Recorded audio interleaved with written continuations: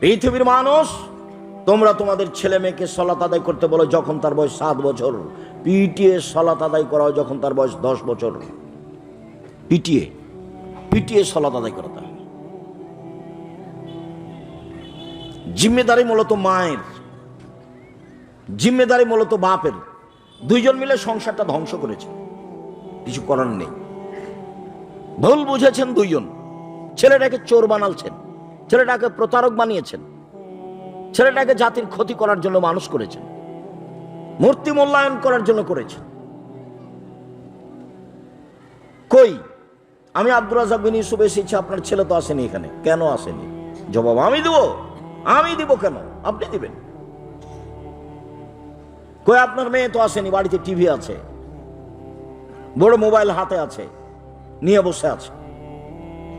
ওই ঘরে মেয়ে আছে, জেনার চর্চা করে। ওই ঘরে ছেলে আছে, জেনার চর্চা করে। ওই ঘরে কাজের মেয়ে আছে, ওইও জেনার চর্চা করে। আল্লাহ মাফ করুক, আপনিও জেনার চর্চা করেন, আপনার স্ত্রী ওই ঘরে করে। তাহলে এই বাড়িটা জেনা দিয়ে সয়লাভ, বন্যা দিয়ে সয়লাভ হয় না? বন্যা দিয়ে তো বাড়ি এখন কি দিয়ে সয়লাভ? জেনা দিয়ে। আল্লাহ নবী বলছেন পৃথিবী ধ্বংসের লক্ষণ হচ্ছে বিদ্যা উঠে যাবে, মূর্খতা বেড়ে যাবে, মদ পান বেশি হয়ে যাবে, জেনা বেশি হয়ে যাবে, মহিলা বেশি হয়ে যাবে, পুরুষ কমে যাবে। একজন পুরুষের অধীনে থাকবে 70 জন, 50 জন নারী। 50 জন নয়, 50,000 থাকবে, 500 থাকবে, 5,000 থাকবে। বেহিসাব থাকবে কত নারীর সাথে পুরুষের জেনা, বেহিসাব।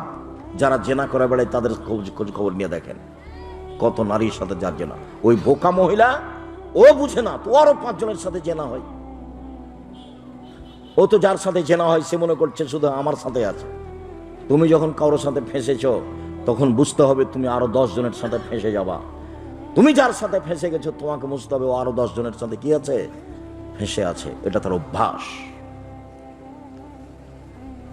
আল্লাহ নবী বলছেন হেমারে, গাধা যেমন গাভীর সাথে মিলে লজ্জা বুঝে না, ষাঁড় যেমন গাভীর সাথে মিলে লজ্জা জানে না, মানুষ তেমন খোলা মাঠে জেনা করবে লজ্জা বুঝবে না।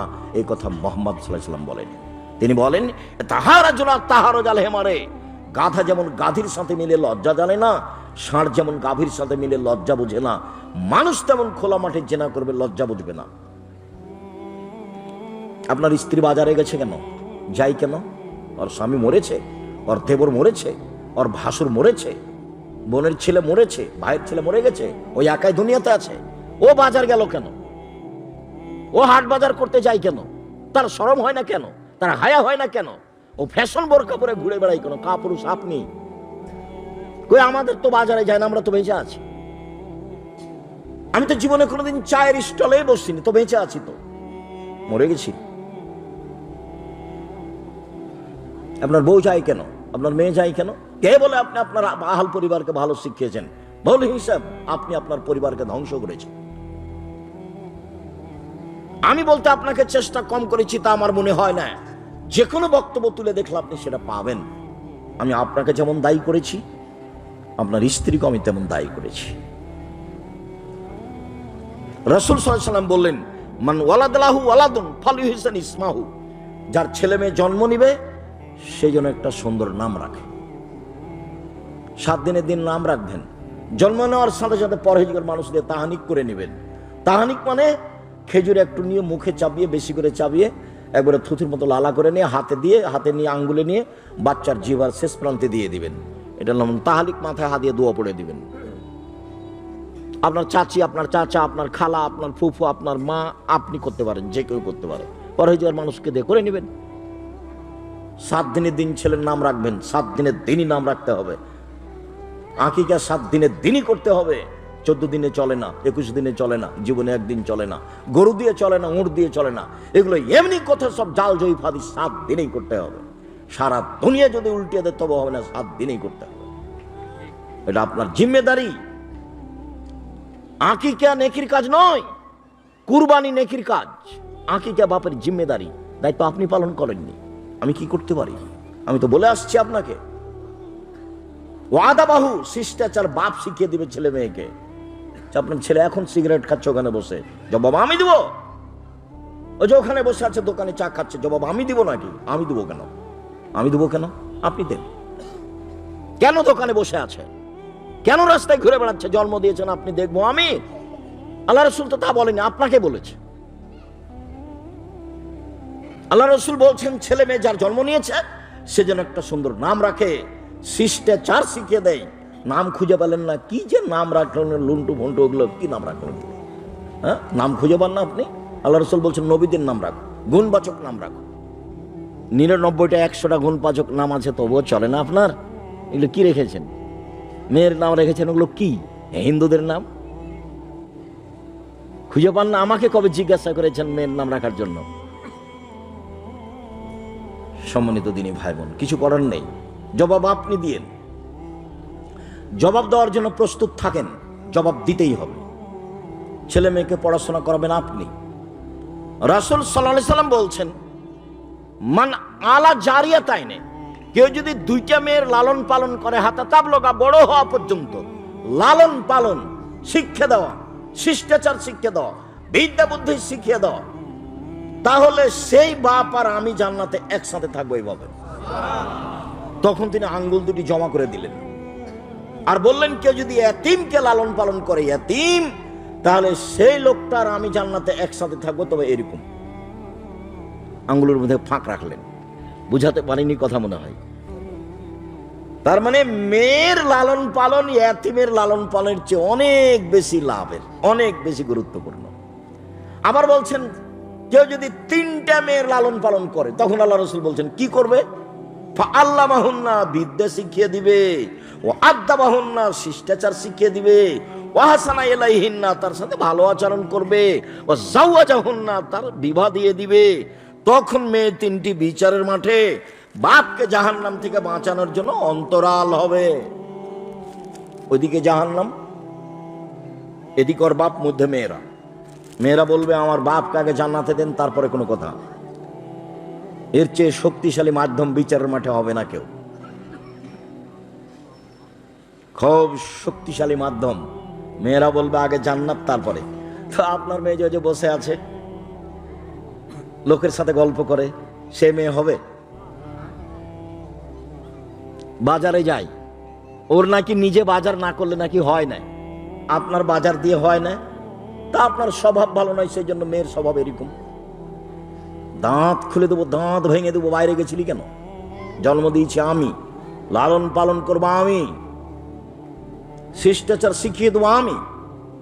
শিষ্টাচার শিখিয়ে দেওয়ার কথা আল্লাহ নবী আপনাকে বলছেন।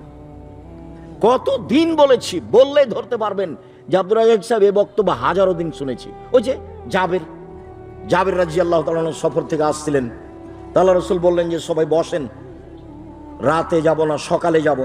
তো জাবের বলছেন রাসূল রাদিয়াল্লাহু তাআলা, আল্লাহ রাসূল আমি নতুন বিবাহ করেছি, আমাকে বাড়ি যেতে অনুমতি দেন। তখন আল্লাহ রাসূল বলছেন জাবের তুমি বিবাহ করেছো? জি। তো কুমারী মেয়ে বিবাহ করেছো না তালাক প্রাপ্তা মেয়ে বিবাহ করেছো? তালাক প্রাপ্তা মেয়ে বিবাহ করেছি। কেন কুমারী মেয়ে বিবাহ করলে না কেন? তুমি তার সাথে খেলতো, তোমার সাথে খেলতো। তালাক প্রাপ্তা মেয়ে বিবাহ করলে খেলা যায় না। রাসূল সাল্লাল্লাহু আলাইহি সাল্লামের 13 জন স্ত্রীর 12 জনই বিবাহিত, আর একজনের সাথে, একজন ছাড়া বাকি কারো বিবাহ রাসূলের সাথে প্রথম নয়, 2বার 3বার। খাদিজা রাদিয়াল্লাহু তাআলা আনহা মুহাম্মদ সাল্লাল্লাহু আলাইহি সাল্লাম বলছেন 3 নম্বর স্বামী। মুহাম্মদ সাল্লাল্লাহু আলাইহি সাল্লাম খাদিজা রাদিয়াল্লাহু তাআলা আনহার কত নাম্বার স্বামী? 3 নাম্বার। 1 মিনিট, খাদিজার কথা বলতে একটা কথা মনে পড়লো। আমি তো বক্তব্য সবসময় বলি যে সবচেয়ে দামি মহিলা আয়েশা রাদিয়াল্লাহু তাআলা আনহা, কিন্তু বিচারের খাতে দেখলে সবচেয়ে দামি মহিলা হচ্ছেন খাদিজা রাদিয়াল্লাহু তাআলা আনহা। আবু হুরায়রা রাদিয়াল্লাহু তাআলা আনহু বলেন একদিন জিবরাইল নবীর কাছে আসলেন। বলেন তো কে আসলেন কার কাছে? জিবরাইল আলাইহিস সালাম আসলেন আমাদের নবী মুহাম্মদ সাল্লাল্লাহু আলাইহি ওয়াসাল্লামের কাছে। এসে বলছেন হাজিহি খাদিজা আতাত, এই যে খাদিজা আসছে, এই যে খাদিজা আসছে আপনার কাছে। মাহা এনাউন, তার কাছে একটা পাত্র আছে, ফিহি এদামুন তম, তাতে আছে খাদ্য, তাতে আছে তরকারি, আপনার জন্য নিয়ে আসছে। এই যে খাদিজা আপনার কাছে আসছে একটা পাত্র নিয়ে, তাতে আছে খাদ্য, তাতে আছে তরকারি। ফাইজা আতাতকা, যখন আপনার কাছে চলে আসবে তখন আপনি বলবেন, খাদিজা ফাকরা আলাইহা সালাম মিন রাব্বিহা, খাদিজা আল্লাহ তোমাকে সালাম দিয়েছে, অমিন্নি, আর আমার পক্ষ থেকে বলবেন, খাদিজা জিবরাইল তোমাকে সালাম দিয়েছে। ও বাশশারা বিবাইতিন ফিল জান্নাহ, আর বলে দিবেন খাদিজা, খাদিজা তোমার জন্য জান্নাতে একটা ঘর তৈরি করা হয়েছে হীরা মুক্তা মাণিক্য দিয়ে, লা খাসাবা ওয়ালা নাসাব, সেখানে নেই কোনো হইচই, সেখানে নেই কোনো কষ্ট ক্লেশ, সেখানে নেই কোনো হই হুল্লোড়, নেই কোনো দুঃখ দুর্দশা। তোমার জন্য একটা জান্নাতে ঘর বানানো হয়েছে হীরা মুক্তা মাণিক্য দিয়ে। এরকম কথা আল্লাহ নবী আয়েশার ব্যাপারে বলেননি। এরকম দাবি জানিয়েছেন আসিয়া। আসিয়া বলছেন, রব্বি ইবনি ইনদাকা বাইতান ফিল জান্নাহ ওয়ানাজ্জিনি মিন ফিরআউন আমালিহি, আল্লাহ তুমি আমাকে আমার জন্য তোমার জান্নাতে একটা ঘর তৈরি করো। দুনিয়া থেকে আসিয়া আদেশ করছেন আল্লাহকে, আল্লাহ তুমি আমার জন্য জান্নাতে একটি ঘর তৈরি করো, তোমার পাশে ফেরাউনের জুলুম অত্যাচার থেকে রক্ষা করো, ফেরাউনের জনগণের জুলুম অত্যাচার থেকে রক্ষা করো। এই কথা আসিয়া বলেন, দাবি জানাচ্ছেন। আর খাদিজার ব্যাপারে জিবরাইল এসে বলছে, যে জিবরাইল এসে বলছেন যে আপনার কাছে আসলে আপনি বলবেন যে খাদিজা তোমাকে কে সালাম দিয়েছে? আল্লাহ। তোমাকে কে সালাম দিয়েছেন? জিবরাইল।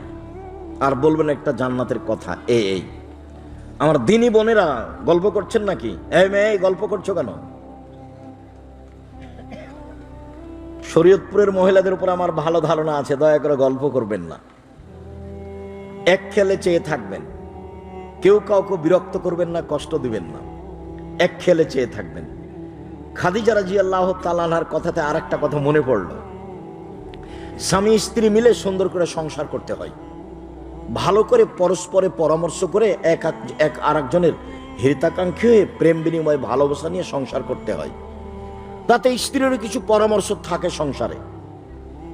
একদিন আল্লাহর নবী গারে হীরা থেকে এসে বলছেন, খাদিজা জামেলুনি জামেলুনি, আরে কম্বল দিয়ে আমাকে জড়িয়ে ধরো, খাসি তলা নাফসে, আমি ভয় পাচ্ছি, আমার যে কি হয়, আমি মনে হয় মরে যাব।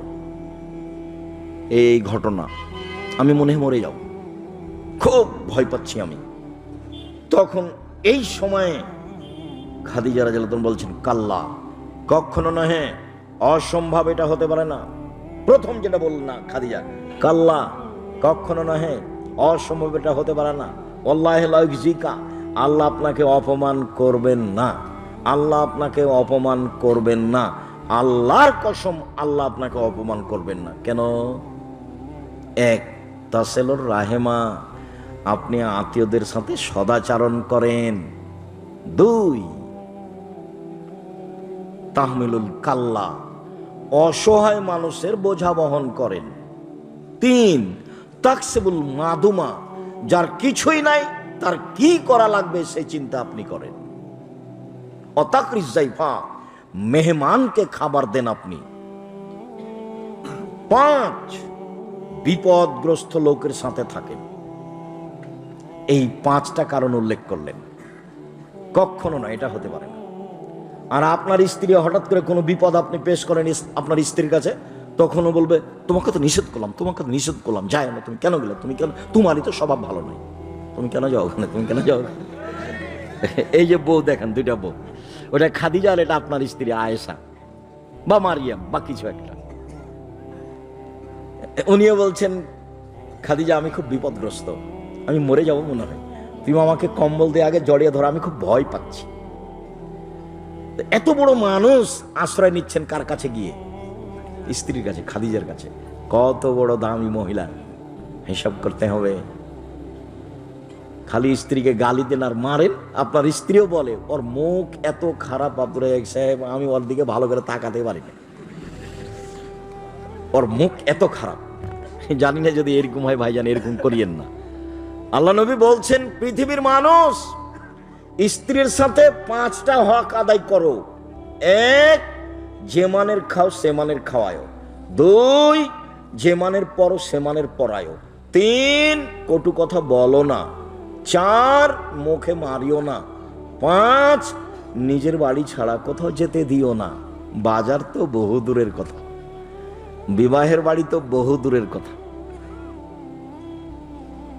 বাজার তো বহু দূরের কথা, বিবাহের বাড়ি তো বহু দূরের কথা। 1 যে মানের খাও সে মানের খাওয়ায়, 2 যে মানের পরো সে মানের পরায়, 3 কটু কথা বলো না, গালি দিবেন না, বলবেন না যে তোর ঠোঁটটা কালো, বলাই অপরাধ। একবার ঠোঁট মোটা বললে 10 বছর ভালোবাসবে না, ওটা তার অন্তরে লেগে গেছে। একবার রং কালো বললে আপনাকে 10 বছর ভালোবাসবে না, ও হলো প্রশংসা প্রিয় মানুষ, বুদ্ধি কম, প্রশংসা প্রিয় মানুষ, খুব প্রশংসা করে, আপনার সারা রাত পা টিপে দিবে। কটু কথা বলিয়েন না, আল্লাহ রাসূলের কথা, কটু কথা বলা অপরাধ। শ্বশুরকে গালি দিয়েন না, শাশুড়িকে গালি দিয়েন না, শ্বশুর শাশুড়িকে উপেক্ষা করে কথা বলিয়েন না। কই আমাদের তো আব্দুল্লাহর শ্বশুর, আব্দুর রহমানের শ্বশুর, আব্দুর রহিমের শ্বশুর, মারিয়ামের শ্বশুর, এরা তো কোনো কিছু আমাদের দিবে এটা সাহসই করে না, তা আমরা তো বেঁচে আছি, কোনো সমস্যা হয় না। তো তা আপনার হয় কেন? আপনি কেন যৌতুক নিতে যান? কি পড়িয়েছেন ছেলেকে তার যৌতুকের কথা বলেছেন? কি পড়িয়েছেন ছেলেকে? কি শিখিয়েছেন? কটু কথা বলবেন না স্ত্রীকে, মুখে মারবেন না, বাড়ি ছাড়া অন্য জায়গায় থাকতে দিবেন না, বাড়িতেই থাকতে হবে। সম্মানিত দিনী ভাই বোন, দায়িত্ব পালন করুন পিতা হিসাবে। বলছিলাম, জাবের বললেন, আল্লাহ রাসূল আমি বিবাহিতা তালাক প্রাপ্তা মেয়ে বিবাহ করেছি। কেন? আমার আব্বা উহুদের যুদ্ধে শহীদ হয়েছেন, 9 জন মেয়ে রেখে গেছেন, আমার 9 জন বোন আছে। কতজন বোন আছে? 9 জন। আকরাহান আতাজাওয়াজা মিসলাহুন্না, আমি তাদের বয়সের মেয়েকে, কম বয়সের মেয়েকে বিবাহ করা অপছন্দ করেছি 4টা কারণে। আমি তালাক প্রাপ্তা মেয়ে বিবাহ করেছি 4টা কারণে, কম বয়সের মেয়ে বিবাহ করিনি 4টা কারণে, আমার বোনদের বয়সের মেয়ে বিবাহ করিনি কয়টা কারণে? 4টা কারণে। 1 লে তুয়াল্লিমাহুন্না, আমার স্ত্রী যেন আমার বোনদেরকে বিদ্যা শিখাতে পারে। তো বিদ্যা তাহলে প্রথমে কে শিখাবে? স্ত্রী, বাচ্চার মা। এই যে বলছেন আমি বেশি বয়সের মহিলা বিবাহ করেছি যাতে করে আমার স্ত্রী আমার বোনদেরকে কি করতে পারে? বিদ্যা শিখাতে পারে। 2 বলে তুয়াদ দেবাহুন্না, শিষ্টাচার শিখাতে পারে। শিষ্টাচার, মাই তো বুঝে না শিষ্টাচার কাকে বলে। ছেলে যখন একটু বিরক্ত করছে তখন ওকে মোবাইল দিয়েছে, যে এই যে দেখ কি ওগুলো গো, কার্টুন দেখ, কার্টুন দেখ, কার্টুন দেখ, কান্নাকাটি করিস না, কার্টুন দেখ, কান্নাকাটিস না। এটা মা। কি দিয়ে বুঝলো এটা শিষ্টাচার? কি দিয়ে বুঝলো? মা এনি তো নখ বড় আছে, কি দিয়ে বুঝলো এটা শিষ্টাচার? মাই তো ছোট ব্লাউজ পরে এসব দেশে শাড়ি পরে আছে, কি দিয়ে বুঝলো শিষ্টাচার? এটা শিষ্টাচার কি জিনিস ও জানে না। ওর বাপে বিবাহ দিয়েছে, স্বামীর বাড়িতে গেছে, স্বামীর সাথে থেকেছে, তাই বাচ্চা হয়েছে, তাই হলো মা। প্রসাব করাতে পারলেই মা হওয়া যায় না, বাচ্চাকে দুধ খাওয়াতে পারলেই মা হওয়া যায় না। পাগলিও বাচ্চাকে দুধ খাওয়াতে পারে, কিন্তু পাগলি বাচ্চাকে শিষ্টাচার শিখাতে পারে না। পাগলির জানা নাই শিষ্টাচার কোনটা। সম্মানিত দিনী ভাই বোন, শিষ্টাচারই বুঝলাম না, বুঝতে হবে বিদ্যা ভিন্ন জিনিস, শিষ্টাচার ভিন্ন জিনিস। 3 বলে তুরাজ্জালাহুন্না, আমার স্ত্রী যেন আমার বোনদেরকে সাজগোজ করে পরিপাটি করে রাখতে পারে। বাচ্চাকে সাজগোজ করে পরিপাটি করে কে রাখবে? স্ত্রী, বাচ্চার মা। স্যান্ডেলটা ঠিক করে রাখবে, ডান পায়ে স্যান্ডেল পরাবে, জামা কাপড় পরিষ্কার করে রাখবে, আপনার সাজগোজ করে রাখবে, সবকিছু ঠিকঠাক করে রাখবে মা। ও কাজের মেয়ের হাতে দিয়েছে, তো কি শিখাবে? মা কি শিখাবে? মাই তো জানে না শিষ্টাচার কাকে বলে, পরিপাটি কাকে বলে মা জানে না, বাচ্চাকে কি শিখাবে? 4 বলে তাকুমা আলাইহিন্না, মা বাচ্চাদের উপরে পাহারা দিবে। মা হলো পাহারাদার, বাচ্চাদের জন্য পাহারাদার কে? মা। এই কথা আমি বলিনি, এই কথা মুহাম্মদ সাল্লাল্লাহু আলাইহি ওয়াসাল্লাম বলেন। মা হলো বাচ্চাদের পাহারাদার। আপনার স্ত্রী কি পাহারা দেয়? আপনার বাচ্চাদের কি পাহারা দেয়? ও কি করে? আর আপনিও দেখেন যে সুন্দর রান্না করতে পারে, তো প্রশংসার শেষ নাই। খুব ভালো রান্না করতে পারে, বুদ্ধি ভালো আছে, কি যে বুদ্ধি ভালো আছে, বেশ কথা বলতে পারে, কোনটার নাম যে শিষ্টাচার। সম্মানিত দিনী ভাই বোন, বলছিলাম শিষ্টাচার বাচ্চাকে শিখাবে বাপ, শিষ্টাচার বাচ্চাকে শিখাবে মা। যেদিন শিষ্টাচার নিয়ে কথা হবে সেই দিন, আজকের মতো তোমরা তোমাদের ছেলে মেয়েকে সালাত আদায় করতে বলো, সাত দিয়ে সালাত আদায় করা 10 বছর বয়সে, 15 বছর বয়সের ছেলে মেয়ে সালাত আদায় করে না, তখনও বাপ বেঁচে আছে, কথা মিথ্যা। 15 বছর বয়সের ছেলে মেয়ে সালাত আদায় করে না, তখনও বাপ বেঁচে আছে, কথা ঠিক নয়, এটা মিথ্যা কথা। বাপ বেঁচে নেই। আব্দুল রাজ্জাক সাহেব আছে তো আমি নিজে বাপ, তা আমি কেমনে বলি আপনি বাপ? দেখবেন আপনি বাপ কাকে বলে, 1 মিনিট দেখেন তো বাপ কাকে বলে।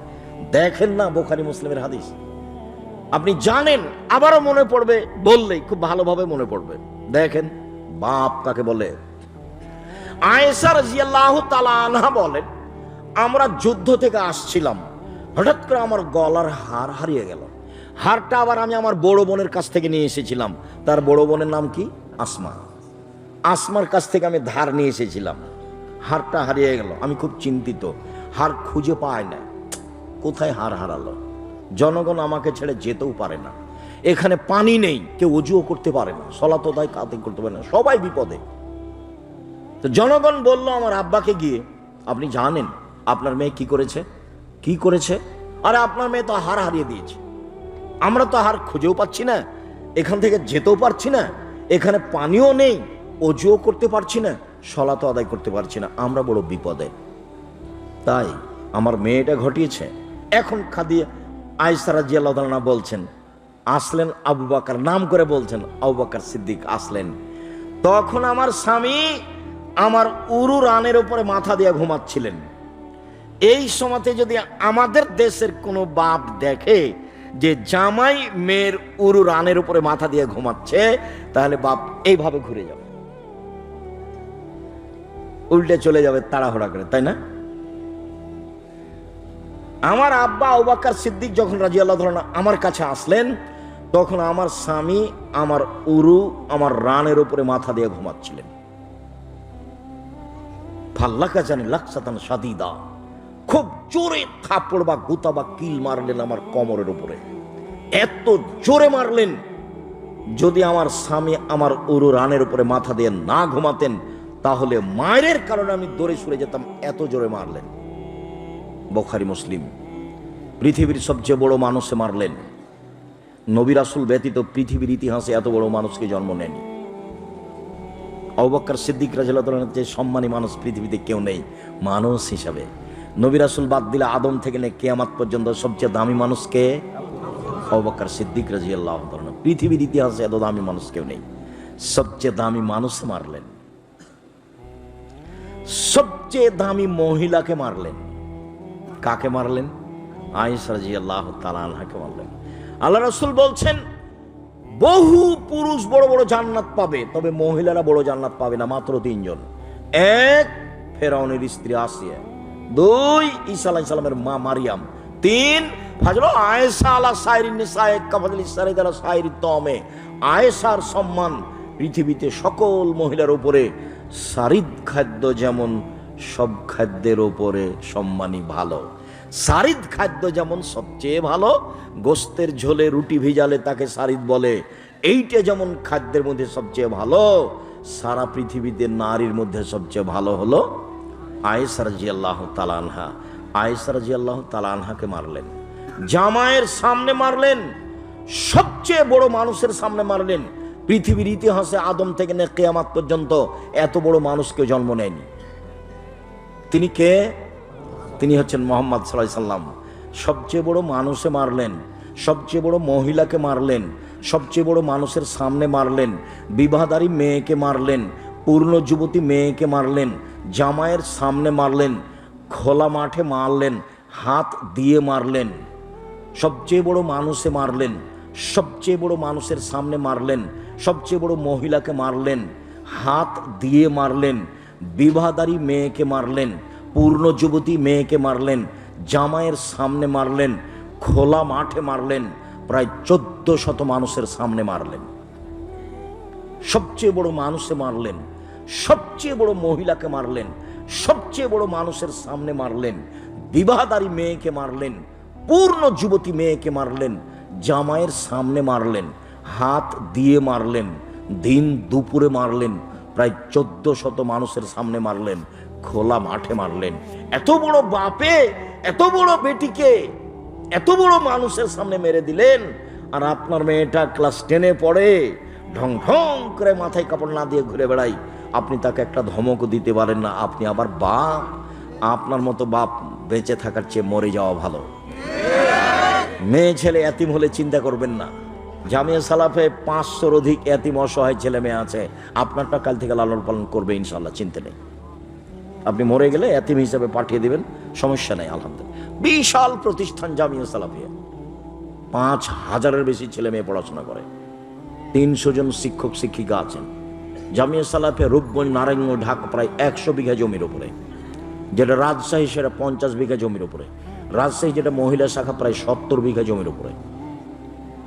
সামনে 6-7 নভেম্বর রাজশাহীতে সম্মেলন, পাকিস্তান এহসান এলাহি জহিরের ছেলে ইবতেসাম এলাহি জহির থাকবেন, আগামীকাল তিনি আসছেন। বড় বড় দেশের ডক্টরেরা থাকবেন, আমিও আপনাদের সাথে ভাঙাচোরা থাকবো ইনশাআল্লাহ।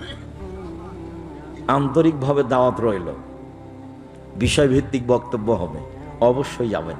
নিজস্ব প্রতিষ্ঠান, দল দিয়ে চলে না, সংগঠন দিয়ে চলে না, শিরক মুক্ত প্রতিষ্ঠান, বিদাত মুক্ত প্রতিষ্ঠান, দল মুক্ত প্রতিষ্ঠান, সংগঠন মুক্ত প্রতিষ্ঠান, হিংসা মুক্ত প্রতিষ্ঠান, দেশের সবচেয়ে বড় প্রতিষ্ঠান জামিয়া সালাফিয়া। আপনার মেয়েকে আপনার ছেলেকে লালন পালন করার জন্য এক পায়ে দাঁড়িয়ে আছে, চিন্তা করবেন না। এরকম বাপ বেঁচে থাকার চেয়ে মরে যাওয়া ভালো। কি হবে ও দিয়ে? ও তো কিছু বুঝতে পারে না সংসার কি জিনিস, খায় দিন কাটায়, লাফালাফি করে, হইচই করে, একটু 19-20 হয়ে গেলে মারতে যায়। দলীয় দাপট, দলীয় দাপট, ক্ষমতা, দলীয় দাপট দেখাবে না, সময় 45 মিনিট। যে যত বড় জালেম তার তত সময় কম। ফেরাউনের সময় কয়েক মিনিট ছিল। এই ছেলে, ফেরাউনের কয় মিনিট সময় ছিল? কয়েক মিনিট। যে যত জাতির সামনে অন্যায় করেছে তার সময় তত কম। দলীয় দাপট দেখিয়ে, ক্ষমতা দেখে একদিন বেঁচে থাকবেন না। আদর্শ পরিবার, আপনার সদাচরণ বক্তব্য শোনেন, আপনি বুঝতে পারবেন। সম্মানিত দিনী ভাই বোন, বলছিলাম আলোচনা সংক্ষিপ্ত করে আপনাকে বাস্তব সালাত দেখাই। সাল্লু কামা রাআইতুমুনি উসাল্লি। পৃথিবীর মানুষ, তোমরা সালাত আদায় করো আমাকে যেভাবে সালাত আদায় করতে দেখছো। তো এখন কি মুহাম্মদ সাল্লাল্লাহু আলাইহি ওয়াসাল্লাম বেঁচে আছেন? কিভাবে বলবেন যে আমি রাসূলকে দেখে সালাত আদায় করব? কিভাবে সালাত আদায় করবেন? নির্ভরযোগ্য কিতাব বুখারী মুসলিম, বাংলাটা দেখেন, ব্র্যাকেট দেখিয়েন না, টিকা দেখিয়েন না, হুবাহু বুঝতে পারেন কিনা সেটা দেখেন। সাধারণ বইয়ের কথা বলি, রিয়াজুস সলিহিন নাম শুনেছেন? সেখান থেকে দেখেন। আর যদি মনে করেন যে এমনি বলেন কিছু, তাহলে আমিও একটা আপনাদের জন্য ভাঙাচোরা লিখেছিলাম, আমার বুঝ অনুপাতে আমি চেষ্টা করেছি প্রাণপণে। রাসূল সাল্লাল্লাহু আলাইহি ওয়াসাল্লামের সালাত বনাম প্রচলিত সালাত, রাসূল সাল্লাল্লাহু আলাইহি ওয়াসাল্লামের সালাত বনাম প্রচলিত সালাত। তাহলে প্রচলিত সালাত আর একটা আছে, নাওয়াইতু নুসাল্লি আরবা রাকাতিন লিজ-জোহরে। নিয়ত করলে সালাত বাতিল, এই কথাই ঠিক। মুখে নিয়ত উচ্চারণ করলে তার নাম বেদাত। এই ছেলে, তোমার সামনে দিয়ে মোটরসাইকেল স্টার্ট করছে, যাচ্ছে, তুমি দেখো না কেন? গাড়ি ওই দিকে নিয়ে স্টার্ট দিতে হবে। তুমি ওখানে দাঁড়িয়ে কি করছো? দায়িত্ব পালন করো। সম্মানিত দিনী ভাই বোন, বলছিলাম পৃথিবীর মানুষ যেভাবে আমাকে সালাত আদায় করতে দেখছো সেভাবে সালাত আদায় করো। তো এখন তো মুহাম্মদ সাল্লাল্লাহু আলাইহি ওয়াসাল্লাম বেঁচে নেই, তো আশ্রয় নেবেন কোথায়? আমি পরামর্শ কোথায় দিলাম? বুখারী মুসলিম। তারপরে আর একটি কি পরামর্শ দিলাম? রিয়াজুস সলিহিন। আরো বিদ্যানের কিতাব আছে, আমিও চেষ্টা করেছি হুবাহু রাসূলের সালাতের সাথে মিলানো, হুবাহু রাসূলের সালাতের সাথে মিলানো। বইয়ের নাম রাসূল সাল্লাল্লাহু আলাইহি ওয়াসাল্লামের সালাত বনাম প্রচলিত সালাত। এমনি আপনি আপনার পরিবার ঠিক করতে গিয়ে আদর্শ পরিবার বই পড়েন, আদর্শ নারী বই পড়েন, এগুলো খুবই জরুরি সমাজের জন্য। কেননা আপনার এলাকাতে বিবাহ পড়ানো যেটা আছে, আমি চট্টগ্রামে বিবাহ পড়াতে গেছি, কিন্তু আমি বৃহত্তর ফরিদপুর শরীয়তপুরে কোথাও বিবাহ পড়াতে এসেছি তা আমার মনে নেই। তবে আমি চট্টগ্রামে দেখেছি যে বিবাহ পড়ানোর সময় একটা লাগে, উকিল বাপ লাগে, আর সেদিন থেকে উকিল বাপ বাপ হয়ে যায়। সেদিন থেকে উকিল বাপ এ মেয়ের সংবাদ রাখে, খবর রাখে, বিবাহ শাদীতে দাওয়াত দেয়, এও যায় উকিল বাপের বাড়ি, উকিল বাপও আসে এ মেয়ের বাড়ি। উকিল বাপই হারাম, উকিল বাপই হারাম। উকিল বাপ যদি বানাতে হয় তো নিজের বাপকে মারতে হবে, তারপরে ও ভোদাই হোক আর যাই হোক, ওর বাপই হলো উকিল। ওর বাপের অবর্তমানে তার দাদা, তার দাদা না থাকলে তার চাচারা, তার চাচারা না থাকলে তার ভাইরা, এরাই বিবাহ পড়াবে। অভিভাবক ছাড়া বিবাহ বাতিল, কোর্টের বিবাহ বাতিল, কোর্টের বিবাহ বাতিল। পিতা না থাকলে সে বিবাহ বাতিল, পিতা উপস্থিত না থাকলে সে বিবাহ বাতিল। বের হয়ে গিয়ে পালিয়ে গিয়ে যে বিবাহ বসেছে সেটা বাতিল, সে বিবাহ বাতিল। রাসূল সাল্লাল্লাহু আলাইহি ওয়াসাল্লাম বলেছেন, আইয়ো ইমরাতিন নাকাহাত বেগারা ইজনি ওয়ালিহা ফানিকাহু বাতিল, ফানিকাহু বাতিল, ফানিকাহু বাতিল। যে বিবাহ বাপ ছাড়া হবে সেই বিবাহ বাতিল, সে বিবাহ বাতিল, সে বিবাহ বাতিল। এই কথা মুহাম্মদ সাল্লাল্লাহু আলাইহি ওয়াসাল্লাম বলেন। আল্লাহ বলছেন ফানকিহুন্না বিইজনি আহলিহিন্না, বাপকে বলে বিবাহ করো। মোহর দিতে হবে, মোহর নেওয়া লাগে না, যৌতুক নেই, যৌতুক ছাড়াই বিবাহ করতে হবে। যৌতুক নিয়ে থাকলে সন্ধ্যা হতে হতে যৌতুক ফেরত দিবা, সন্ধ্যা হতে হতে যৌতুক ফেরত দিতে হবে। সল্লু কামা রাআইতুমুনি উসাল্লি, আমি কয়েক মিনিট দেখাই। আল্লাহু আকবার বলার পূর্বে কোনো কথা বলবেন না। অজু করেন সুন্দর করে, অজু করার পূর্বে পেশাব পায়খানার কাজ থাকলে করে আসেন। বিসমিল্লাহ আল্লাহুম্মা ইন্নী আউযু বিকা মিনাল খুবুসি ওয়াল খাবায়েস, আল্লাহর নামে আমি পেশাব পায়খানা করতে বসছি, আমি অপবিত্র জিন জিন্নি থেকে আশ্রয় চাচ্ছি। বিসমিল্লাহ আল্লাহুম্মা ইন্নী আউযু বিকা মিনাল খুবুসি ওয়াল খাবায়েস যদি বলেন, তাহলে শয়তান লজ্জায় স্থান দেখতেই পাবে না। আর যদি বিসমিল্লাহ ছাড়া বলেন, তাহলে শয়তান লজ্জায় স্থান দেখতে পাবে, ক্ষতি করতে পারবে না। বুঝাতে পারিনি কথা? আবার বলবো, বিসমিল্লাহ সহ যদি বলেন তাহলে শয়তান লজ্জায় স্থান দেখতেই পাবে না। আর যদি বিসমিল্লাহ ছাড়া বলেন আল্লাহুম্মা ইন্নী আউযু বিকা মিনাল খুবুসি ওয়াল খাবায়েস, তাহলে শয়তান লজ্জায় স্থান দেখতে পাবে কিন্তু ক্ষতি করতে পারবে না। বোঝা গেছে কি? পেশাব পায়খানা শেষ হলে পানি দিয়ে পবিত্রতা অর্জন করবেন।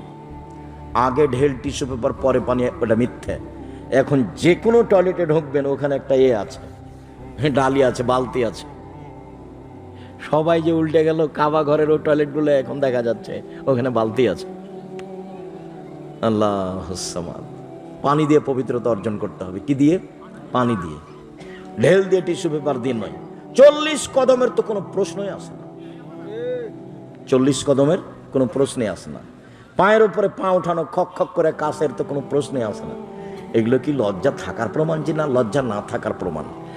আর যদি পায়ে পার উপরে উঠাতেই হয়, যদি 40 কদম হাঁটতেই হয়, তাহলে আপনার বউ একটু ঢেল টিস্যু পেপার নিয়ে 40 কদম হাঁটে না কেন? আপনি একাই জান্নাতে যাবেন, তাকে জান্নাতে যেতে হবে না? তা আপনার বউ যদি 40 কদম ঢেল নিয়ে হাঁটে তাহলে কেমন কেমন লাগে? তো আপনি যখন হাঁটেন ঢেল নিয়ে, তখন মহিলা মানুষকেও কেমন কেমন লাগে?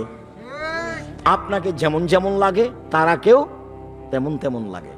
কাজে এটা নিয়ম নয়। পানি দিয়ে পবিত্রতা অর্জন করবেন, বলবেন গোফরানাকা, তোমার কাছে ক্ষমা চাচ্ছি। সম্মানিত দিনী ভাই বোন, অজু করে নেন সুন্দর করে। অজু করে নিয়ে বলবেন আশহাদু আল্লা ইলাহা ইল্লাল্লাহু ওয়াহদাহু লা শারীকা লাহু ওয়া আশহাদু আন্না মুহাম্মাদান আবদুহু ওয়া রাসূলুহু। জান্নাতের সব দরজা খোলা, যেটা ইচ্ছা সেটা ঢুকতে পাবেন। তবে এই দোয়া পড়তে হবে, আল্লাহুম্মা জাল্লি মিনাত তাওয়াবিন ওয়া জাআলনি মিনাল মুতাতাহিরিন। এই দোয়া যদি পড়েন তো নেকি হবে, দরজা খোলা হবে না সবটা। কোন দোয়া পড়লে দরজা খোলা হবে? আশহাদু আল্লা ইলাহা ইল্লাল্লাহু ওয়াহদাহু লা শারীকা লাহু ওয়া আশহাদু আন্না মুহাম্মাদান আবদুহু ওয়া রাসূলুহু। অভ্যাসী হবেন, অভ্যাসী হতে হবে। দেখবেন অজু করা হয়ে গেছে, দোয়া হয়নি। পেশাব বেজান পেশাব পায়খানা করে তো দোয়া পড়া হয় না, খালি ভুল দিয়ে জীবন কাটছে। তাহলে আপনিও যেমন, আপনার বউ তেমন, ছেলে মেয়ের তো কোনো বালাই নেই, ওরা এমনি চলছে। কি দেখেন যে সম্মানিত দিনী ভাই বোন, উনি বলছেন আমাদের সভাপতি সাহেব যে একটু বৈঠকে দানের কথা বলবেন। ঠিক আছে, আপনারা পাঠান। আপনারা কোনো সময় পরিবেশ নষ্ট করবেন না। আমি একটা পর্যায়ে আছি, কাছাকাছি সময়ে আমি আলোচনা শেষ করব ইনশাল্লাহ। উঠে বা প্রয়োজন দেখে পরিবেশ নষ্ট করবেন না। আর যখন যাবে ছেলেরা তখন ফিরিয়ে দিবেন না। কেন? আল্লাহ রসুল বলছেন আল ইয়াদুল উলিয়া খায়রুম মিন ইয়াদিস সুফলা, দেওয়া হাত ভালো নেওয়া হাতের চেয়ে, দেওয়া হাত ভালো নেওয়া হাতের চেয়ে। পয়সা উপার্জনের চারটা পথ: এক, দিন মজুরি, সন্ধ্যায় টাকা শেষ হবে। দুই, চাকরি, সাধারণত 25 দিনে শেষ হবে, বাকি 5 দিন ধার কর্জ করে চলবে। তিন, জমি চাষ, সমান সমান, নইলে লস। চার, ব্যবসা। তখন আল্লাহ রাসূল বলছেন সত্যবাদী বিশ্বস্ত ব্যবসায়ীরা জান্নাতে নবীদের সাথে থাকবেন। তাহাজ্জুদ পড়ে নবীর সাথে থাকা যায় না। নবীর সাথে থাকার একটা পথ আছে, আজকে আর একটা বের হলো। নবীর সাথে থাকার একটা পথ একটু আগে বলেছি, সেটা কি 2টা মেয়ে, 3টে মেয়ে, 2টা মেয়ে। আর আজ আর একটা পথ বের হলো, কি? সত্যবাদী ব্যবসায়ী। অবাক কথা, ব্যবসা কি জিনিস? নবীর সাথে থাকার সুযোগ হবে। কাজে ব্যবসা করে উপার্জন করে জীবিকা নির্বাহ করবেন, তাহলে 10 টাকা দান করতে পারবেন ফকির মিসকিন এতিম অসহায় এবং এইরকম প্রতিষ্ঠানকে। রাসূল সাল্লাল্লাহু আলাইহি ওয়াসাল্লাম বলেন প্রত্যেক দিন সকালে 2জন ফেরেশতা নেমে আসেন আকাশ থেকে। একজন বলেন আল্লাহ যে যতটুকু দিল তুমি তার ততটুকু পূর্ণ করে দাও, যে যতটুকু দিল না তুমি তার ততটুকু ক্ষতি করে দাও। ক্ষতি হবেই। আপনি যদি এখন 10 টাকা দান না করেন তাহলে 10 টাকা ক্ষতি হবেই, আমি বুঝতে পারি আর না পারি।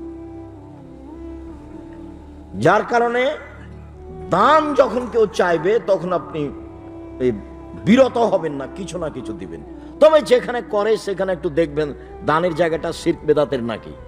দানের জায়গাটা যদি আবার শিরক বেদাতের হয় তাহলে তা আপনার অন্যায়ের সাথে সহযোগিতা করা হলো। 10 জন ছেলেকে হিফজখানা থেকে পড়তে নিয়ে গেছে একটা লোক, তাই 1 ঘন্টা পড়েছে। পড়ার পরে বলছে হাফেজ সাহেব যে হয়ে গেছে, পড়া হয়ে গেছে। তখন উনি বেশ খাওয়ার ভালো দিয়েছেন, টাকাও দিয়েছে। এরা বাড়ি যাচ্ছে আর বলছে তুই কতটুকু পড়েছিলি? আমি 1 পৃষ্ঠা পড়েছি। তুই কতটুকু?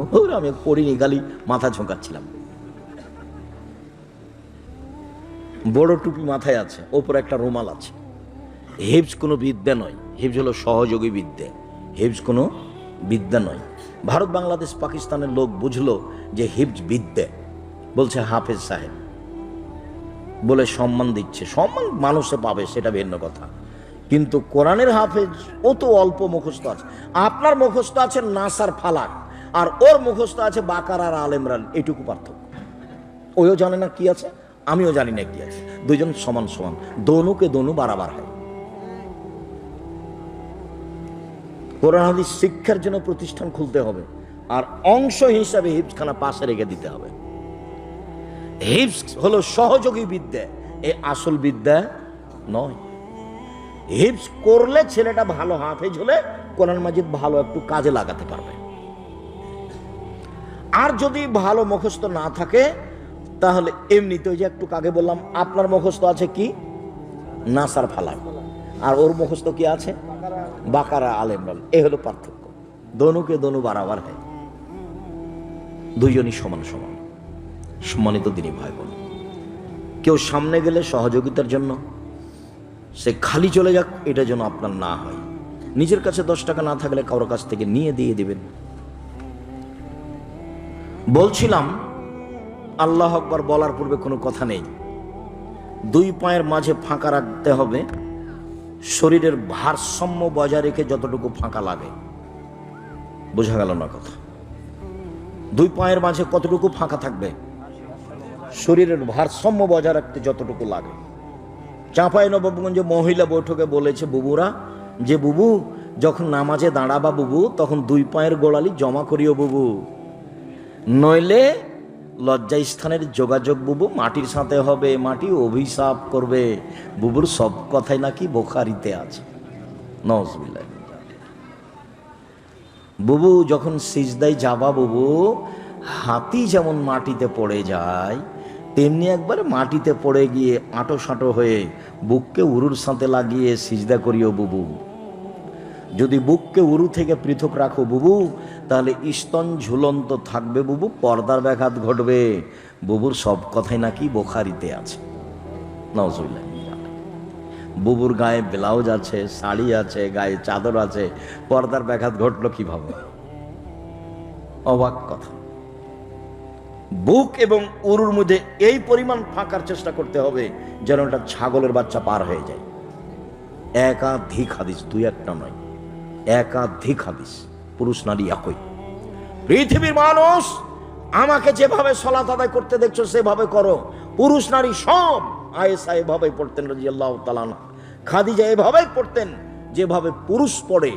পার্থক্য এতটুক যে মহিলা ইমামের ভুল হলে মুক্তাদিরা স্মরণ করাবে হাতের বাম হাতের পিঠের উপরে ডান হাতের তালু মেরে, ভুল হয়েছে। আর মহিলা ইমাম লাইনে থাকবে, সামনে যেতে পাবে না। এছাড়া পদ্ধতিগত কোনো নাই, 19-20 নাই, সব একই। আল্লাহু আকবার বলার সময় 2 হাত কাঁধ সামনাসামনি উঠবে, কানের লতি সামনাসামনি উঠবে। আল্লাহু আকবার এটা নয়, আল্লাহু আকবার এটা নয়, কানের লতিতে লাগানো যাবে না। আল্লাহু আকবার এটা নয়। কোনটা দেখালাম? দেখেননি মনে হয়। আল্লাহু আকবার এটা নয়। এক খেলে থাকবেন, আমার দিকে চেয়ে থাকবেন, সবটাই না। কোনটা না? আল্লাহু আকবার এটা না, আল্লাহু আকবার এটা না, আল্লাহু আকবার এটা নয়। তাহলে কোনটা? আল্লাহু আকবার। কাঁধ সামনাসামনি, আর একটু উঠুক, কাঁধের লতি সামনাসামনি। ডান হাতের কবজি বাম হাতের কবজির উপরে রেখে বুকের উপরে রাখবেন। নাভির নিচে রাখার 3টা হাদিস আছে, 3টাই অগ্রহণীয়। বুকের উপরে রাখার 5টা হাদিস আছে, 5টাই গ্রহণীয়। বুখারীতে এসেছে বাহুর উপরে বাহু, তখন বুক থেকে একটু নিচে যাবে, তবে নাভি থেকে অনেক উপরে। বাহু থেকে বাহু, বুখারী দেখে ঠিক করে। প্রথমে সানা পড়বেন, যেটা আপনার সহজ হয়। যদি আগে থেকে যেটা মুখস্থ আছে সেটাও চলেন। সেটা কি? সুবহানাকা আল্লাহুম্মা ওয়া বিহামদিকা ওয়া তাবারাকা ইসমুকা ওয়া তাআলা জাদ্দুকা ওয়া লা ইলাহা গায়রুক। কেন আগে থেকে আছে? শরীয়তপুরের জন্য। যদি শরীয়তপুর না হয়ে চাঁপাইনবাবগঞ্জ রাজশাহী হতো তাহলে মুখস্থ থাকতো আল্লাহুম্মা বাহিদ বাইনি ওয়া বাইনা খাতায়ায়া কামা বাহাদতা বাইনাল মাশরিক ওয়াল মাগরিব আল্লাহুম্মা নাক্কিনি মিনাল খাতায়া কামা ইয়ানাক্কা সাবুল আবিজু মিনাত তানাস আল্লাহুম্মা আগসিল খাতায়ায়া বিল মাই ওয়াস সালজি ওয়াল বারাদ। খুব গুরুত্বপূর্ণ দোয়া। আপনি এটা মুখস্থ করতে পারেন। দেখেন খুব লম্বা মনে হবে নাকি? ওয়াজ্জাহাতু ওয়াজহিয়া লিল্লাযী ফাতারাস সামাওয়াতি ওয়াল আরদ হানিফা ওয়া মা আনা মিনাল মুশরিকিন ইন্না সলাতি ওয়া নুসুকি ওয়া মাহইয়া ওয়া মামাতি লিল্লাহি রাব্বিল আলামিন লা শারীকা লাহু ওয়া বিযালিকা উমিরতু ওয়া আনা মিনাল মুসলিমিন আল্লাহুম্মা আনতাল মালিকু লা ইলাহা ইল্লা আনতা আনতা রাব্বি ওয়া আনা আবদুকা ইতারাফতু যামবি যালামতু নাফসি ওয়া তারাফতু বিজামবি ফাগফিরলি যুনুবি জামিয়া ইন্নাহু লা ইয়াগফিরু যুনুবা ইল্লা আনতা ওয়াহদিনি ইলা আহসানিল আখলাক লা ইয়াহদি ইলা আহসানা ইল্লা আনতা ওয়াহদিনি ওয়া আকিনি মিন শাররিহা লা ইয়াকিনি মিন শাররিহি ইল্লা আনতা লাব্বাইকা ওয়া সাদাইকা আল খায়রু কুল্লুহু ফি ইয়াদাইকা ওয়া শাররু লাইসা ইলাইকা আনা বিকা ওয়া ইলাইকা তাবারাকতা ওয়া তাআলাইতা আস্তাগফিরুকা ওয়া আতুবু ইলাইকা। লম্বা হয়ে গেল। যাক, আগেরটা সহজ, আর যেটা আগে থেকে মুখস্থ আছে সেটাও আছে। আজকে আরেকটা সহজ বলি। আল্লাহু আকবার বলে আল্লাহু আকবার কবীরা, আল্লাহু আকবার কবীরা, আল্লাহু আকবার কবীরা, আলহামদুলিল্লাহি কাসীরা, আলহামদুলিল্লাহি কাসীরা, আলহামদুলিল্লাহি কাসীরা, ওয়া সুবহানাল্লাহি বুকরাতান ওয়া আসীলা, ওয়া সুবহানাল্লাহি বুকরাতান ওয়া আসীলা, ওয়া সুবহানাল্লাহি বুকরাতান ওয়া আসীলা মিন হামজিহি ওয়া নাফসিহি ওয়া নাফখিহি। ভারী হয়ে গেল? এটা সহজ আছে। তবে যাক, আগে যেটা আছে সেটাই থাক। জি, আলহামদুলিল্লাহ, জাযাকুমুল্লাহ খায়র। তাহলে এটাই বাছাই করেন। আল্লাহুম্মা বাঈদ বাইনি ওয়া বাইনা খাতায়ায়া কামা বা'আদতা বাইনাল মাশরিক ওয়াল মাগরিব। হে আল্লাহ, তুমি আমার থেকে আমার পাপকে অত দূরে করে দাও, পূর্ব থেকে পশ্চিম যত দূরত্বে আছে, লক্ষ লক্ষ কিলোমিটার দূরে। আল্লাহুম্মা আগসিল খাতায়ায়া বিল মা'i ওয়াস সালজি ওয়াল বারাদ। হে আল্লাহ, তুমি আমার পাপকে ঠান্ডা পানি দিয়ে, স্বচ্ছ পানি দিয়ে ধুয়ে পরিষ্কার করে দাও। আল্লাহুম্মা আগসিল খাতায়ায়া বিল মা'i ওয়াস সালজি ওয়াল বারাদে। তুমি আমার পাপকে ধুয়ে পরিষ্কার করে দাও। মধ্যের বাক্যটা মানে আগে পিছিয়ে হয়ে গেল। আউযু বিল্লাহি মিনাশ শাইতানির রাজিম। মারদুদ বিতাড়িত শয়তান থেকে পরিত্রাণ চাচ্ছি। বিসমিল্লাহির রহমানির রহিম। পরম দাতা দয়ালুর নিকটে দয়ালুর নামে আরম্ভ করছি। আলহামদুলিল্লাহি রাব্বিল আলামিন। বিশ্বজগতের প্রতিপালকের প্রশংসা। আর রহমানুর রাহিম, তিনি হচ্ছেন পরম দাতা দয়ালু। মালিক ইয়াউমিদ্দিন, তিনি হচ্ছেন বিচার দিনের মালিক। ইয়াকা না'বুদু, একমাত্র তোমার ইবাদত করি। ওয়া ইয়াকা নাস্তাঈন, একমাত্র তোমার নিকটে সাহায্য চাই। ইহদিনাস সিরাতাল মুস্তাকিম, তুমি আমাকে সঠিক সরল পথ দেখাও।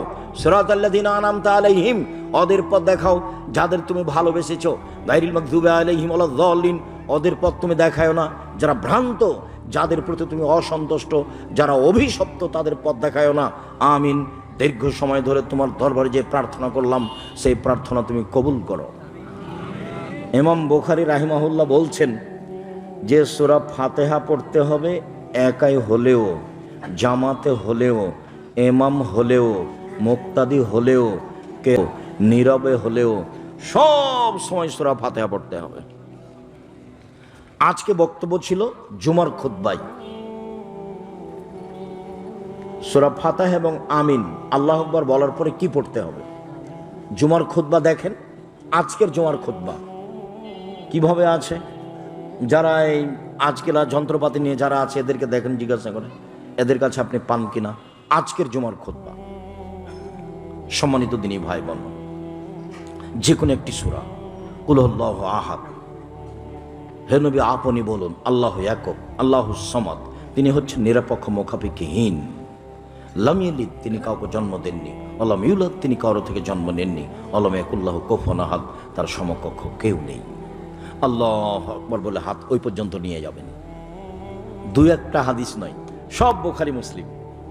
আর বগলে এ ছিল কি পুতুল ছিল, সেজন্য হাত উঠাতে হবে, এগুলো ভুয়া কথা চলছে। কত যে জাল জয়ীফ হাদিস আছে, এগুলো সব অহেতুক কথা। অনেক হাদিস সাহাবী তাবেঈ থেকে। হাত ওই পর্যন্ত উঠিয়ে ছেড়ে দিয়ে রুকুতে চলেন। রুকুতে যাওয়ার পূর্বে আপনার সাথে জরুরি কয়েকটি কথা। একাধিক সহিহ হাদিসে এসেছে, মাথাটা উঁচুও হবে না, মাথা নিচুও হবে না, সোজা থাকবে। মাথা উঁচুও হবে না, মাথা নিচুও হবে না। হাত দুটি রডের মতো সোজা হয়ে থাকবে। আঙ্গুলগুলি খোলা খোলা করে হাঁটু চেপে ধরে থাকতে হবে। পিঠের লম্বা হাড়টা একবারে সোজা থাকবে।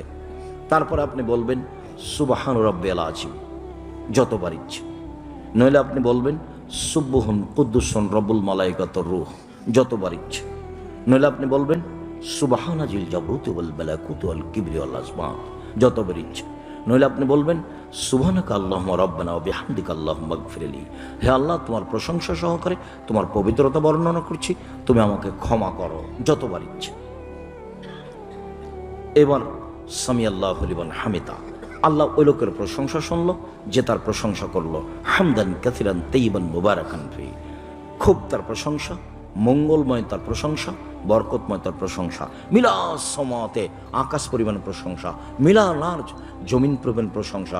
মিলামা বাইনাহুমা, আকাশ জমিনের মধ্যে যে ফাঁকা রয়েছে এই পরিমাণ প্রশংসা। মিলামা শিতা মিন শাইইন বাদ, এরপরে তুমি যত চাও তত তোমার প্রশংসা। তুমি জানো তুমি কত চাও। এইভাবে আপনি দাঁড়িয়ে দাঁড়িয়ে বলতে থাকবেন আর হাত ছাড়া থাকবে। কেন? আল্লাহ রাসূল বলছেন রুকু থেকে যখন মানুষ দাঁড়াবে তখন এমনভাবে দাঁড়াবে প্রত্যেকটা জোড় যেন স্ব স্থানে যেতে পারে। জোড়ের হাড়ের মাথা যেন স্ব স্থানে যেতে পারে। আপনি রুকু থেকে যদি আবার হাত বাঁধেন তাহলে এটা স্ব স্থানে যাবে না। রুকু থেকে উঠে হাত ছেড়ে দিয়ে দাঁড়িয়ে থাকবেন। সিজদায় যাওয়ার পূর্বে আপনার সাথে জরুরি কয়েকটি কথা। রাসূল সাল্লাল্লাহু আলাইহি ওয়াসাল্লাম বলেন, আমাকে আদেশ করা হয়েছে 7 হাড়ের উপরে সিজদা করব। নাক কপাল 1, 2 হাত 3, 2 হাঁটু 5, 2 পায়ের বৃদ্ধাঙ্গুল 7, এই 7-এর উপরে আমি সিজদা করব। এইটা আমাকে আদেশ করা হয়েছে। আপনার যদি শরীর হাত চুলকানো লাগে তাহলে আপনি সিজদায় চুলকায়েন না, উঠে আসেন তারপরে। কেন? যদি আপনি হাত উঠিয়ে নেন তাহলে এখন কয়টা থাকবে মাটিতে লেগে? 6টা। যেটা আদেশের বিপরীত হয়ে যাবে। আর এই সময়ে মাথার চুল জড়ো করতে নিষেধ করা হয়েছে। মহিলারা সাধারণত চুল ছেড়ে সালাত আদায় করবে। বেনি গাঁথা থাকলে পিছনে করে দিবে, যদি বেনি গাঁথা না থাকে তাহলে খোপা খুলে দিয়ে সালাত আদায় করতে হবে। চুলকে তাও সিজদায় যাওয়ার সুযোগ দিতে হবে। হাত জড়ানো নিষেধ, কঠিনভাবে নিষেধ। প্যান্ট যদি জড়ানো লাগে তাহলে কোমরে জড়াতে হবে, নিচে থেকে উপরে উঠানো যাবে না, এটা হারাম। নিচে থেকে কেটে নিতে হবে। আগামীকাল সন্ধ্যা হতে হতে তোমাদের যদি কোনো প্যান্ট বড় থাকে তাহলে কেটে নিবা। বক্তব্যের সাথে মুনাফিকি করে কোনো লাভ নাই। 3 শ্রেণীর মানুষের সাথে আল্লাহ কথা বলবেন না, তার মধ্যে তুমি একজন। আব্দুর রাজ্জাক, আমি? হ্যাঁ তুমি। কেন? তোমার প্যান্টটা কোথায় থাকে? টাকনুর নিচে। 3 শ্রেণীর মানুষের সাথে আল্লাহ কথা বলবেন না, তার মধ্যে তুমি একজন। যার পায়জামা প্যান্ট লুঙ্গি টাকনুর নিচে থাকে তার সাথে আল্লাহ কথা বলবেন না। বেশি বয়সে জেনা করে যে তার সাথে আল্লাহ কথা বলবেন না। মিথ্যা কথায় দায়িত্ব পালন করে যে তার সাথে আল্লাহ কথা বলবেন না। এগুলো হচ্ছে মহাপাপ। টাকনুর নিচে প্যান্ট রাখা, পায়জামা লুঙ্গি রাখা মহাপাপ। জুব্বা যদি টাকনুর নিচে যায় একই হুকুম। যেগুলো গায়ের পোশাক টাকনুর নিচে যেতে পাবে না। যেগুলো পা থেকে ওর উপর উঠছে পায়জামা সেটা এর অন্তর্ভুক্ত। মোজা এটার অন্তর্ভুক্ত নয়। বুঝতে পারেননি কথা? সম্মানিত দিনী ভাই বোন, আমার দিনী বোনেরাও খোপা বেঁধে সালাত আদায় করবেন না। হয় বেনি গাঁথা থাকবে, না হয় খোপা খুলে দিতে হবে। চুলকে স্থানে সিজদা করার সময় যাওয়ার সুযোগ দিতে হবে। বলছিলাম সিজদা আপনি বলবেন সুবহান রব্বিল আলা যতবার ইচ্ছে। 5, 10 একটা ঠিক নয়। 3, 5, 10 একটা ঠিক নয়। আপনি বলবেন সুবহুন কুদ্দুসুন রব্বুল মালাইকাতুর রূহ। আপনি বলবেন আল্লাহুম্মা গফিরলি যামবি কুল্লাহু ওয়া দিক্কাহু ওয়া জুল্লাহু ওয়া ওয়াল্লাহু আখিরু ওয়া নিয়াতাহু সিররা। হে আল্লাহ, তুমি আমার আগের পাপ, পরের পাপ, ছোট পাপ, বড় পাপ, প্রকাশ্য পাপ, অপ্রকাশ্য পাপ, যত পাপ করেছি সব ক্ষমা করে দাও। নইলে আপনি বলবেন আল্লাহুম্মা, হে আল্লাহ, সাজাদতু লাকা, তোমার জন্য আমি সিজদা করেছি। ওয়া আমানতু বিকা, তোমার প্রতি আমি ঈমান এনেছি। ওয়া আসলামতু লাকা, তোমার কাছে আমি আত্মসমর্পণ করলাম। সাজাদা ওয়াজহিয়ে, আমার কপাল তোমার নিকটে নত হয়েছে। তুমি তাকে সৃষ্টি করেছ, তুমি তাতে কান শোনার ক্ষমতা দিয়েছ, তুমি তাতে কথা বলার ক্ষমতা দিয়েছ, তুমি উত্তম সৃষ্টিকারী। দেখেন আগের জুমার বক্তব্যে বলা আছে। সম্মানিত দিনী ভাই বোন, অনেক দোয়া পড়েন। নইলে আপনি পড়েন সুবহানাকা আল্লাহুম্মা রাব্বানা ওয়া বিহামদিকা আল্লাহুম্মা গফিরলি। যা পড়েছেন রুকুতে তা পড়বেন সিজদায়, উঠে আসেন আল্লাহুম্মা গফিরলি ওয়ারহামনি ওয়াহদিনি ওয়াফনি ওয়ারজুকনি। হে আল্লাহ, তুমি আমাকে হেদায়েত দান করো, আমাকে খেতে দাও, আমার প্রতি দয়া করো, আমাকে মাফ করো যতবার ইচ্ছে।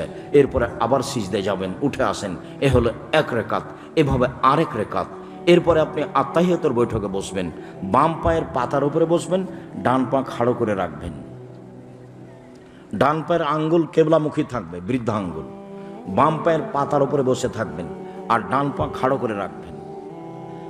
আর যদি সালামের বৈঠক হয়, 1 রাকাতে সালাম আছে তা হলো বিতর, 2 রাকাতে সালাম আছে তা হলো ফজর, 3 রাকাতে সালাম আছে তা হলো মাগরিব, 4 রাকাতে সালাম আছে তা হলো জোহর, আসর, এশা। সালামের বৈঠকে বাম পাকে ডান দিকে বের করে দিবেন আর নিতবম পিছনটাকে মাটির উপরে রেখে দিবেন।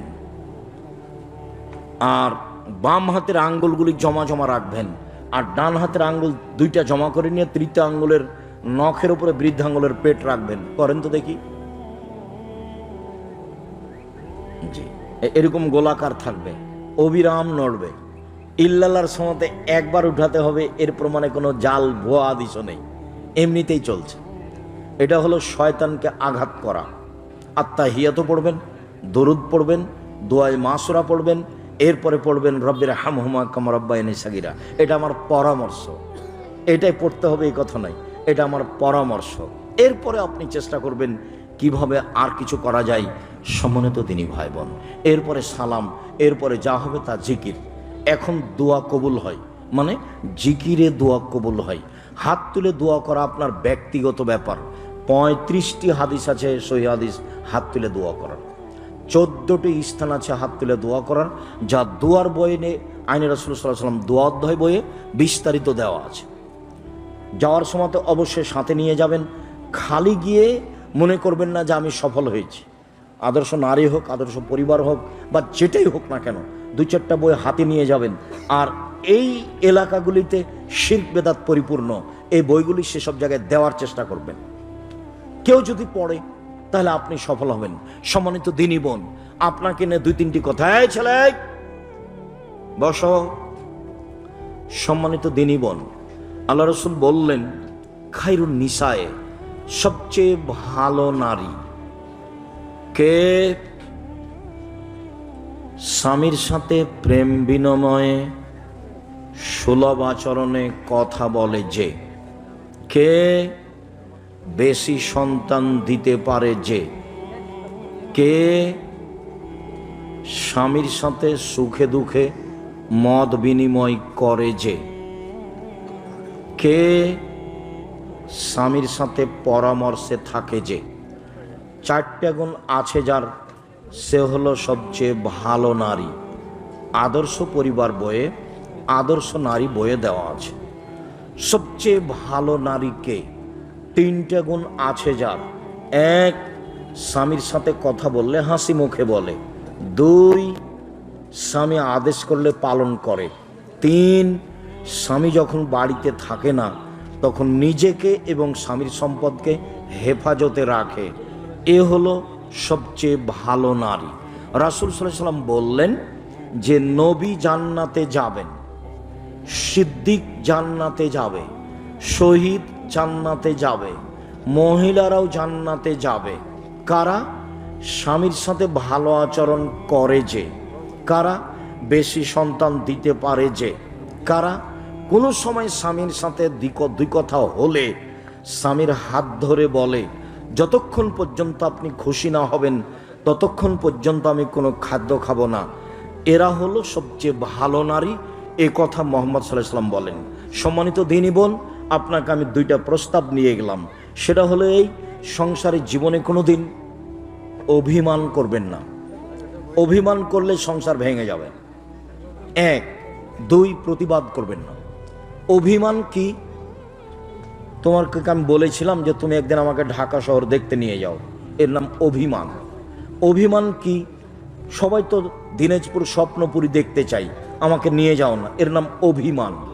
অভিমান করলে পূরণ না হলেই শয়তান আপনার পিছে লেগে যাবে। বলবে শয়তান আপনাকে যে তোর কোনো অভিমান পূর্ণ হয় না, তখন আপনি তার সাথে সংসার করতে পারবেন না।